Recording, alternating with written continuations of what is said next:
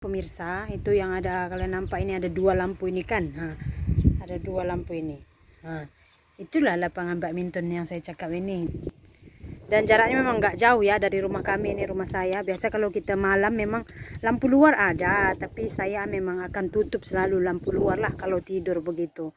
Jadi saya tak pernah buka. Nih ada dua lampu, satu saya punya, satu jiran kita punya lah. Tapi saya ini dapur saya ya, and then itu bilik belakang. Ini bilik belakang. Ada kolamnya. Ini bilik belakang. Alam berjua-jua, nadi bapak keberangan senina, semoga kita semua sehat, tidak kekurangan satu apapun, dan masih bisa bersyukur dalam keadaan apapun. Amin. Hari saya nak buat vlog lain sikit ya, kita cerita saja petang ini ya. Kenapa saya sampai buat vlog seperti ini? Karena ini udah kali ketiga ada anak-anak yang bagi tahu saya gitu. Tapi yang pertama dan yang kedua karena yang bilang itu pun umurnya sudah di atas 10 tahun, ada yang 11 tahun dan ada yang udah 13 tahun. Jadi saya tak kisah, saya nggak peduli. Saya pikir mungkin mereka ini hanya main-main saja atau menakutkan saya saja gitu. Tapi 2 hari yang lepas itu ada yang bilang sama saya itu umurnya masih 5 tahun gitu. Kan sekarang anak sekolah semua cuti ya. Jadi di kawasan badminton itu mereka biasa di sana duduk-duduk semua gitu. Ada yang main basikal, ada yang tengok-tengok handphone gitu. Kadang-kadang sampai jam 10, pukul 10:30 atau jam 11 pun mereka masih bising di sana gitu. Jadi karena yang bagi tahu saya itu budak kecil, jadi saya pikir nggak mungkin anak kecil itu sampai ada pemikiran dia itu untuk berbohong. Sebenarnya waktu saya bilang saya sakit kepala itu, saya ada call juga family di kampung mas saya. And then saya bilang saya tak boleh tidur. Mak saya tanya kepada Bomo lah, orang cakap sini Bomo ya. Kalau di sana kita cakap macam guru lah. Dia tanya, dia cakap ada benda yang mengikuti saya. Tapi saya ini orangnya pemirsa tidak terlalu memikirkan sesuatu yang kasat mata ini begitu. Jadi saya memang tak memikirkan. Kalau kalian tanya, Kasih pernah nampak di rumah ini? Pernah. Sampai dia pegang saya pun pernah juga. Kan saya ada cakap waktu saya pregnancy malas itu.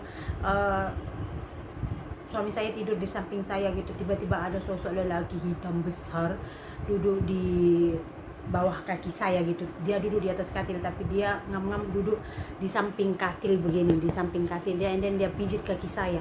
Saya ingat suami saya, rupanya suami saya ada di samping. Suatu saya sadar kalau suami saya itu ada di samping, saya pikir siapa yang di dekat kakiku itu, tiba-tiba sudah hilang gitu. Itu pun dia macam dia tengok juga ke arah tingkap gitu. Lepas itu di bilik belakang pun saya nampak, tapi benda itu sama yang saya nampak itu hitam besar. Kadang-kadang saya mau, kita kan kalau tidur kan semua sekarang memang sudah lampu kita tak tutup lah. Tapi hanya satu lampu yang saya buka itu lampu dekat bilik belakang, lampu bilik mandi. Jadi bilik mandi kita ada dua ya, satu sini satu sini. Jadi di sini itu ada lampu, hanya itu yang kita terangi gitu, hanya itu yang kita hidupkan kalau kita tidur. Sebab satu rumah ini kalau dalam kondisi terang tak boleh tidur semua gitu. Jadi kita hidupkan lampu di sana itu. Karena kemarin kan saya bilang bilik belakang itu selalu saya nampak. Saya sudah bersihkan, and then lampu di sana kalau kita ganti putus. Udah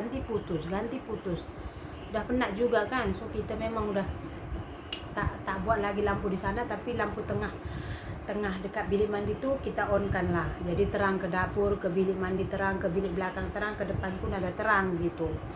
Hanya itu yang kita hidupkan. Lampu depan selalunya kita tutup. Selalu juga saya nampak, kadang-kadang saya nampak dari dapur dia pergi ke bilik belakang, atau dari bilik belakang macam sepintas pemirsa. Saya nampak dari bilik belakang itu macam sepintas dia pergi ke dapur gitu. Saya nampak, cuman karena udah terlalu sering tidak ada lagi. Takut memang ada, tapi macam saya mau pergi ke tanda. Saya kan orangnya itu setiap malam itu rutin itu antara pukul 1 sampai pukul 3 itu saya mesti pergi bilik mandi. Walaupun sebelum tidur saya sudah pergi bilik mandi. Kencing juga tengah-tengah malam. Jadi kalau saya misalnya saya keluar dari bilik kan, saya nampak tiba-tiba ada bayangan hitam lewat dari bilik belakang ke dapur. Paling saya cuma masuk lagi ke bilik gitu. Ya Tuhan. Suami saya pula saya tak nak kacau karena dia sudah kerja pun penat kan. Tengok dia tidur pun itu macam sampai kita pun tak sampai hati pula nak bangunkan dia. Tak sampai hati kejutkan dia. Jadi saya beranikan lah gitu. Tak pernah sampai menghalangi saya untuk melanjutkan aktiviti lah gitu. Rupanya 2 hari semalam masa saya siram depan rumah ada satu budak lah. Budak ini pun belum pandai juga tembak. Dia lalu naik basikal, lepas tu dia berhenti depan rumah. Dia cakap, anti maha. Ya, kenapa? Semalam kan adalah Akih nampak dekat belakang rumah anti maha. Siapa? Perempuan rambut panjang. Dia tengok dari tingkap dapur ke dalam rumah. Dia cakap, saya rasa bukan di tingkap dapur lah, tingkap bilik belakang juga saya rasa lah, karena semalam memang tingkap itu jendela ya, tingkap bilik belakang itu memang saya buka gitu, jarang saya tutup gitu. Tapi mungkin karena di belakang dia kira dapur, karena kan ada 2 tingkap. Saya rasa di bilik belakang juga. Dia cakap dia nampak perempuan rambut panjang berdiri, tapi dia melihat ke dalam rumah dari jendela gitu katanya. Saya cakap, iya ke? Malam-malam ke? Saya cakap, iya malam semalam. Ada orang nampak lain? Dia cakap, tak, dia seorang yang nampak. Saya pun sudah, ayo, budak kecil sembang pun tak pandai lagi, mesti dia cakap jujur kan. Jadi saya pikir, saya bagi tahu, sebenarnya suami saya pun sudah banyak kali dia nampak. Kadang-kadang dia cakap, kami semua luar tidur kan, tiba-tiba dia cakap ada yang tarik dia dari katil jatuh bawah, kuat dia tarik, dia cakap. Tapi kalau dia cakap dekat saya ada nampak benda lah, dia bagi tahu saya, mesti saya pun takut kan, karena saya pun udah banyak kali bagi tahu suami saya gitu. Masa hari itu yang saya nampak selalu bayangan hitam, saya cakap itu, kita ada panggil ke rumah, ada panggil macam di sini ada satu masjid orang Hindu pemirsa, dia boleh buat macam itu gitu. Saya pun tak sure lah suami saya ini kalau benda-benda macam ini dia pergi ke masjid pula.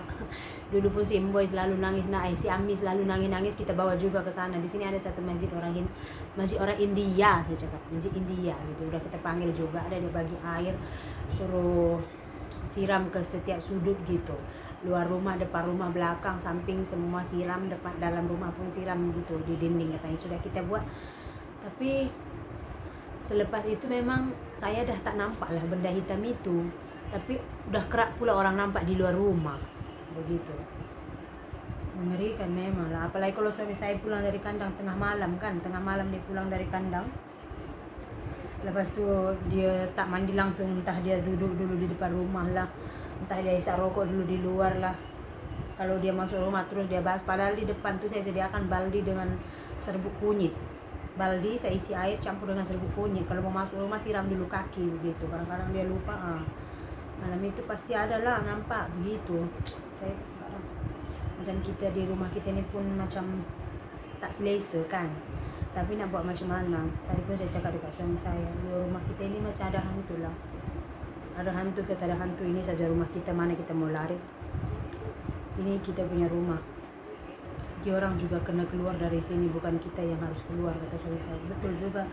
Takut ke tak takut, namanya ini rumah kita pemirsa, kena pertahankan juga selama anak saya tidak sakit karena benda-benda macam tu, kita still duduk sini juga lah. Tapi ini saya tak paksakan ya untuk yang mendengar vlog saya ini untuk percaya atau tidak. Kalau saya pribadi itu saya percaya ada hantu. Karena apa? Karena saya sudah pernah kena rasuk, sudah pernah nampak sendiri gitu. Tapi kalau macam di kita tengok wayang-wayang hantu, film-film hantu itu sampai datang hantu cekeknya kita, hantu itu sendiri cekek kita, saya rasa itu nonsen lah, tak betul lah. Kenapa? Karena kan namanya dia itu hanya bayangan, macam mana pula dia boleh. Tapi apa-apa kalau kita sangkutkan dengan logik memang susah lah pemirsa, karena ini di luar daripada akal pikiran kita. Namanya sudah dunia lain ya.